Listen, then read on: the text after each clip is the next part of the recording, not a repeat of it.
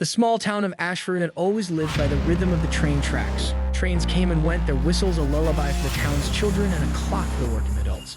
But on one rainy evening, the tracks became more than just steel and gravel. They became the scene of a mystery.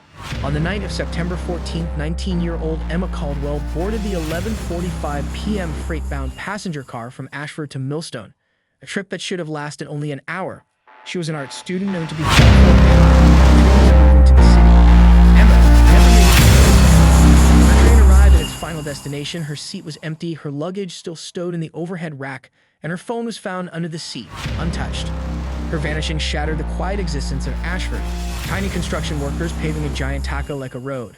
Some are spreading guacamole with steamrollers, others are placing tomato chunks with forklifts, and a worker and cherry picker is sprinkling cheese like confetti. During the initial search, the authorities scoured the tracks, the station platforms, and the surrounding woods. For days, nothing turned up until one of Emma's classmates mentioned a sketchbook she always carried. The sketchbook was found beneath the seat, half tucked into the torn lining. On the last page, Emma had drawn a crude illustration of train tracks stretching into the distance, with a single phrase written beneath. Sometimes the world pulls you off track before you even see it coming. Words chilled Detective Harrow. Emma wasn't the type to leave cryptic notes. Her disappearance wasn't an accident. Someone had been watching her. As the investigation expanded, Harrow began interviewing the other passengers again. One man's account stood out, a businessman named Louis Drake. He recalled seeing a figure in a dark raincoat standing at the end of the train car near the emergency exit. This stranger didn't interact with anyone, didn't take a seat, and vanished from the man's memory until after the train pulled into Millstone. When police checked ticket records, they found no one matching his description. No purchase ticket, no digital trail. The mysterious figure had boarded the train, and at some point Emma had disappeared. While reviewing the area, Harrow learned that a stretch of the railway between Ashford and Millstone passed through an old industrial zone, long abandoned, except for scattered warehouses and rusted fences. When he and his team swept the area, they found footprints along a maintenance path leading away from the tracks. Rain had washed most of them away, but two sets were clear, one smaller, matching Emma's size, and another much larger. The prints vanished near the embankment, where the ground grew too soft to hold impressions. It was clear Emma had left the train, willingly or otherwise. The investigation soon unearthed a troubling discovery. 2 years earlier, a similar case had occurred. A young man, 22 years old, had vanished while traveling from Millstone to Ashford. His belongings were found on the train, but no trace of him ever surfaced. Both victims had one eerie link. Their last known location was aboard the same evening train, along the same stretch of track. Detective Harrow began to suspect this wasn't an isolated disappearance, but part of something much larger, a carefully constructed pattern. Harrow dug deeper into the train's logs and found that Emma's train had briefly stopped unexpectedly for 3 minutes near the industrial zone, though no maintenance was scheduled. The train's engineer chalked it up to mechanical issues, but the timing raised a red flag. For those 3 minutes, the train was still, its doors unlocked, enough time for someone to board or for someone to leave. With no leads, Harrow turned to the public. He released a statement urging anyone who had seen anything strange along the tracks that night to come forward. One call stood out. A night shift security guard from an old mill warehouse claimed to have seen a figure, a young woman, wandering along the fence that night, but by the time he reached the spot, she was gone. Harrow and his team returned to the industrial area and searched the grounds thoroughly. This time, they found something more, a hidden path leading to an old maintenance shed long forgotten. Inside the shed, they found Emma's broken bracelet resting on a dusty shelf. A chilling realization struck Harrow. Emma had been here, but the question remained. Had she come willingly, or was she forced? The shed had no signs of a struggle, but there were scratch marks on the inside of the wooden door. Someone had tried to leave. As Harrow pieced together the fragments, he uncovered one more chilling link. Over the last decade, 4 disappearances had taken place between Ashford and Millstone. Each victim had vanished during late-night train rides. Each was young, quiet, and solitary. The suspect, Harrow believed, was a meticulous predator, using the trains as hunting grounds.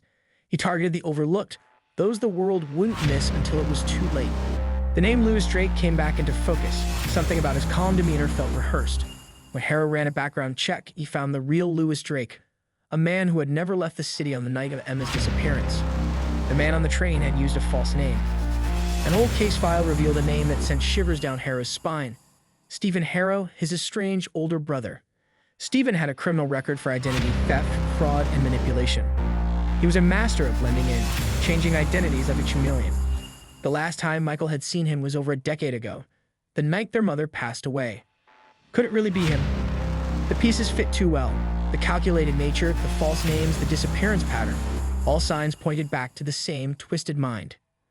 But Stephen hadn't left a trail, until now. One evening, Harrow received a package with no return address.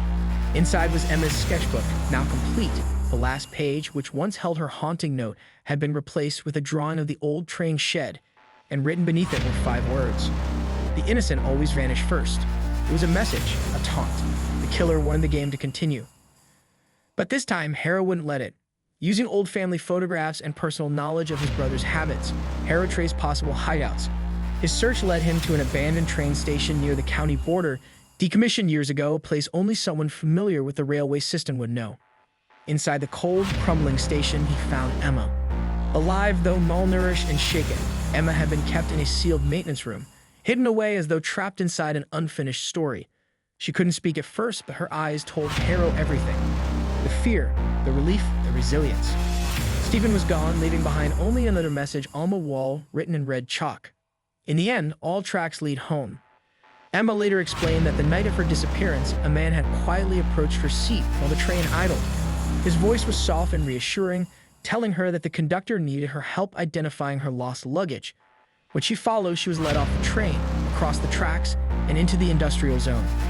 The man, who she described as calm, polite, and eerily composed, was the same person seen by other passengers, the man in the raincoat. She was held captive in the old station, told that no one was looking for her, that the world had moved on. He never hurt her, only spoke in riddles about the meaning of freedom and invisibility. His weapon wasn't violence, it was manipulation, a master of erasing people without a trace. The media hailed Detective Harrow as a hero, but the truth sat heavy on his shoulders. The train tracks were cleared, the trains resumed their nightly hum, and Emma slowly began to reclaim her life. But Stephen Harrow remained at large, his whereabouts unknown. The only evidence of his existence was the whispered testimony of survivors and the haunting realization that not all predators hide in the dark. Some walk among us, dressed in plain sight, waiting for the perfect moment to vanish from one life and reappear in another. As Harrow stood by the tracks one cold evening, the whistle of the night train echoed through the air. The track stretched endlessly into the distance, as if reminding him the story wasn't over.